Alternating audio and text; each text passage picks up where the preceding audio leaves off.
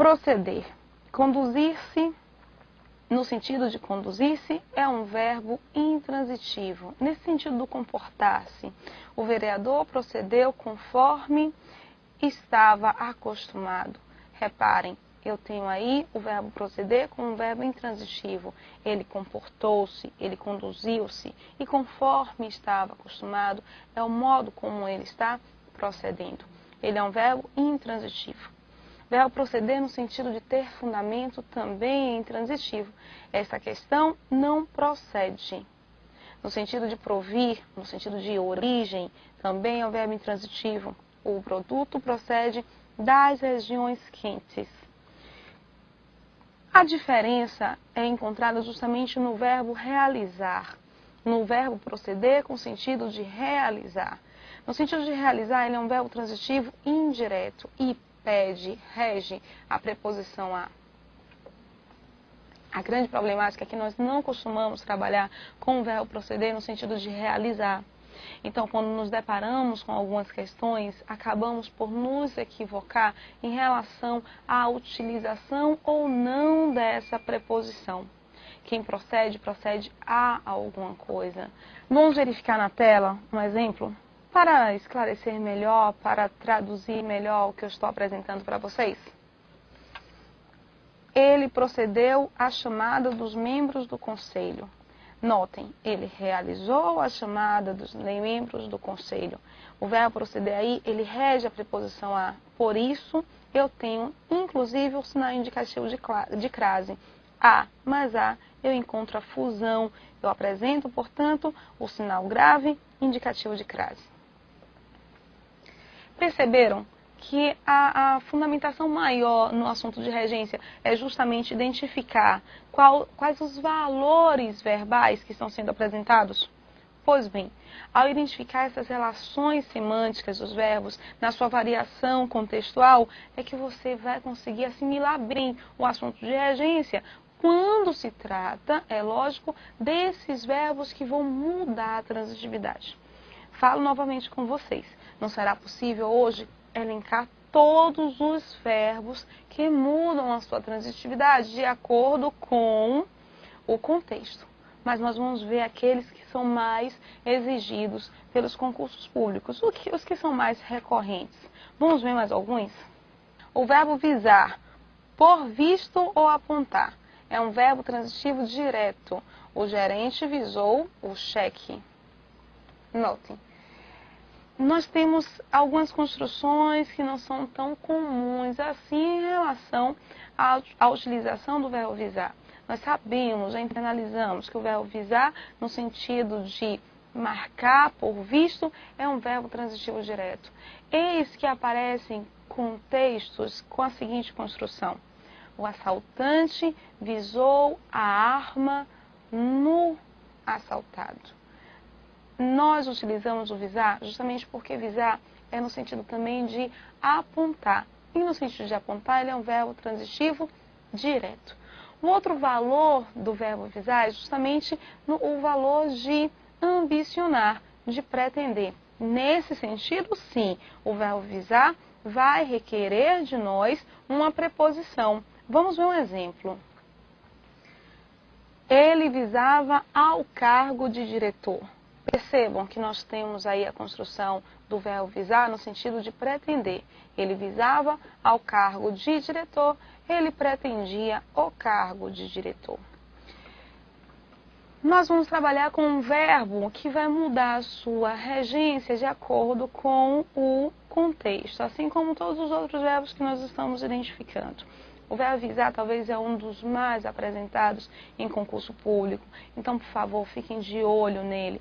Tentem fazer construções, como eu falei antes, construções no dia a dia para verificar o domínio que se tem de determinadas regras, da regra de regência, no caso especial.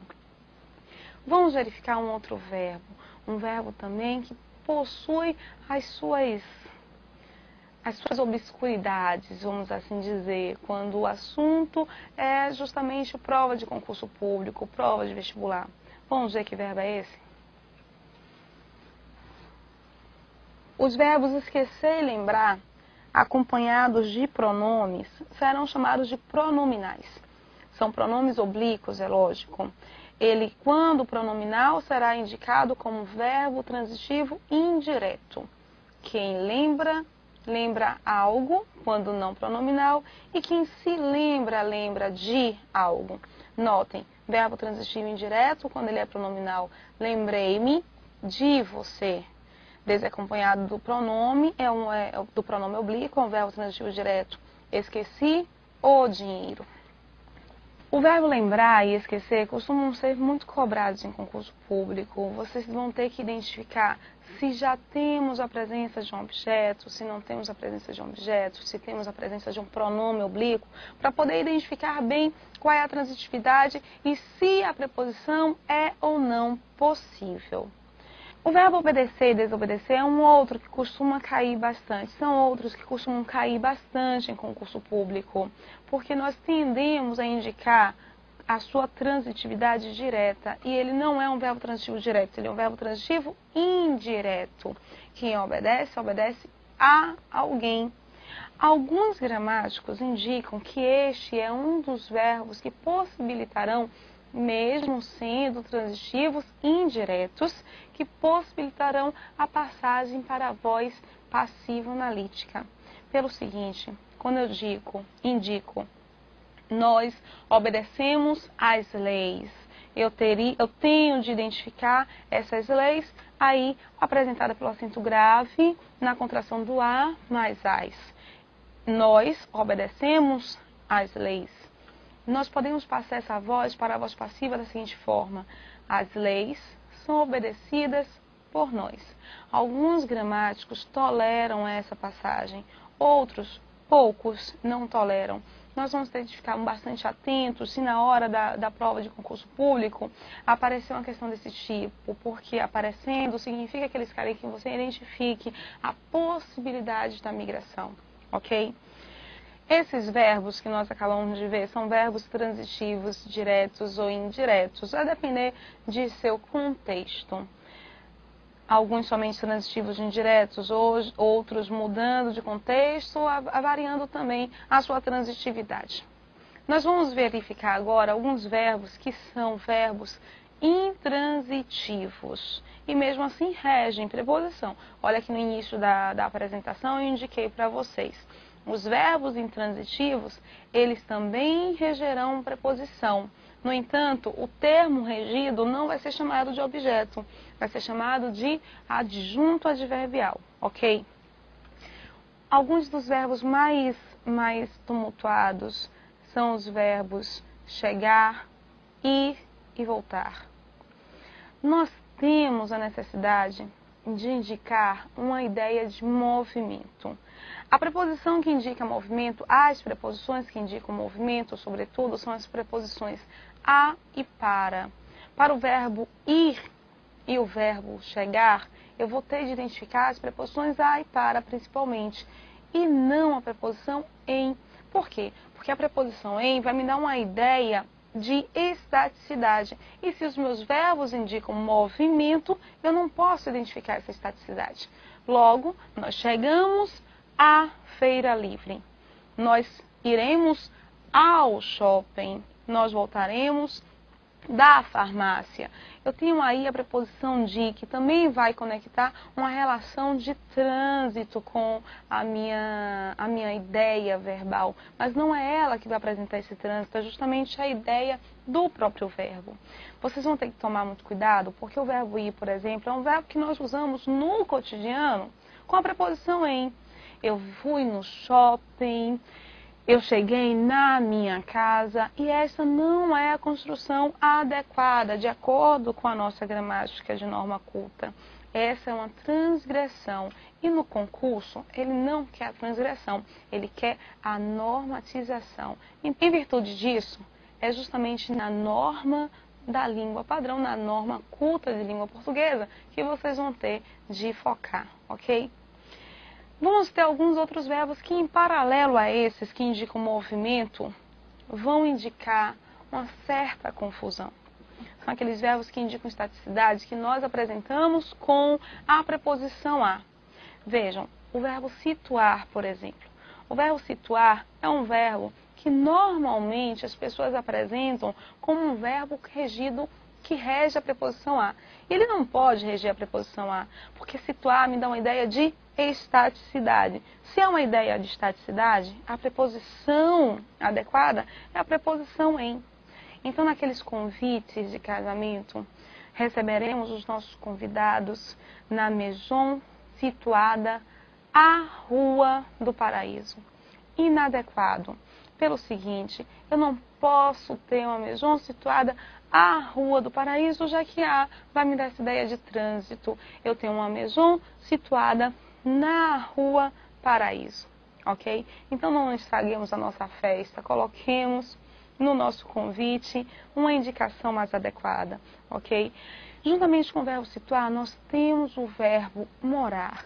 O verbo morar também rege a preposição em e não a preposição a, ok? Então vamos colocar essa identificação no nosso dia a dia, certo?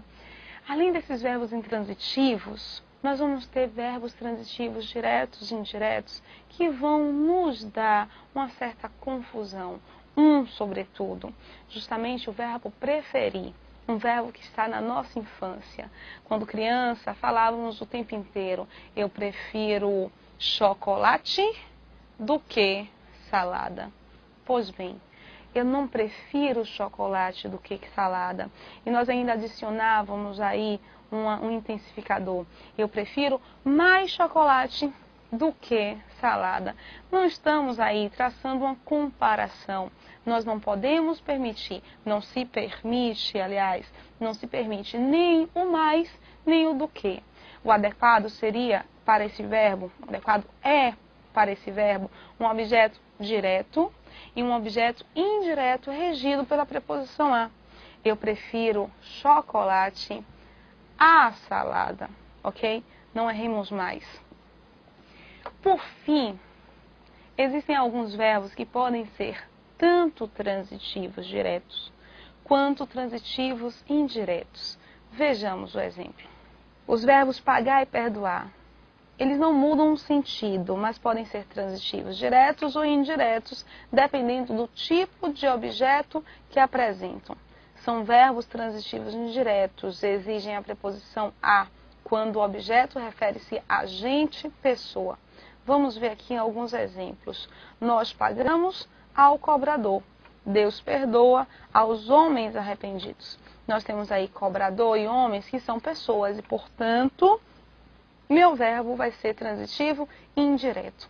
Se o objeto for coisa, a adequação é justamente de termos um verbo transitivo direto. Nós pagamos o boleto de cobrança. Eu jamais perdoaria seus erros. Vejam aí que eu tenho um objeto direto, o boleto de cobrança, e outro objeto direto, seus erros, para a segunda frase. Portanto, nós não temos a preposição. Esses dois verbos, pagar e perdoar, podem apresentar ao mesmo tempo objeto direto e indireto. Vejamos um exemplo. Nós pagamos o devido ao cobrador. Nós pagamos algo a alguém. Perceberam a relação significativa deste verbo em especial, a mudança que ele vai apresentar? Pois bem, essas são algumas orientações referentes à regência. Mas a regência também pode estar relacionada ao uso do pronome e a algumas orações subordinadas. Nós vamos verificar alguns exemplos para identificar melhor como essa regência é processada, ok? Essa análise, contudo, nós vamos deixar para uma próxima aula, ok? Por enquanto, vamos ficar com a perspectiva a respeito desses verbos que provocam determinadas dúvidas. Sugiro novamente, procurem algumas listas. Cada gramática apresenta a sua lista. Algumas vão apresentar uma variante, uma adição, uma retirada de alguns verbos, mas a base é a mesma. Procurem algumas listas e, como eu disse, como eu indiquei, procure apresentar no dia a dia. Nós vamos ficar por aqui. Até a próxima.